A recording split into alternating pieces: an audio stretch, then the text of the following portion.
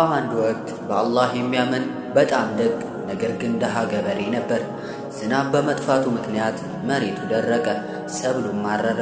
ቤት ውስጥ የሚበላ ነገር የለም። ልጆቹ በረሃብ ሲያለቅሱ ማየት አቅቶት ተስፋ ቆርጦ ተቀመጠ። ሚስቱ ወደ እሱ ቀረብ ብላ እንዲህ አለችው፣ ባለቤቴ ሆይ አላህ ሪዝቅን ሰጪ ነው። እዚህ ቁጭ ብለን ከምንረግፍ ወደ ከተማ ሄደ አንዳች ሥራ ፈልግ አለችው። ምናልባት አላህ በሩን ይከፍትልን ይሆናል። ገበሬው ጉዞውን ጀመረ። መንገዱም ረጅምና አድካሚ ነበር። ድንገት መሬት ላይ የወደቀ አንድ ከባድ ከረጢት አየ። አንስቶ ሲከፍተው ዓይኑ ማመን አቃተው። ከረጢቱ በወርቅ ሳንቲሞች የተሞላ ነበር። ለአፍታ እንዲህ አሰበ፣ ይህንን ወርቅ ይዤ ብመለስ ቤተሰቦቼ ከረሃብ ይድናሉ፣ ሀብታምም እሆናለሁ።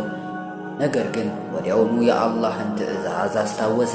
ይህ የኔ አይደለም የሌላ ሰው ሐቅ ነው በማለት ወርቁን ይዞ ባለቤቱን መፈለግ ጀመረ።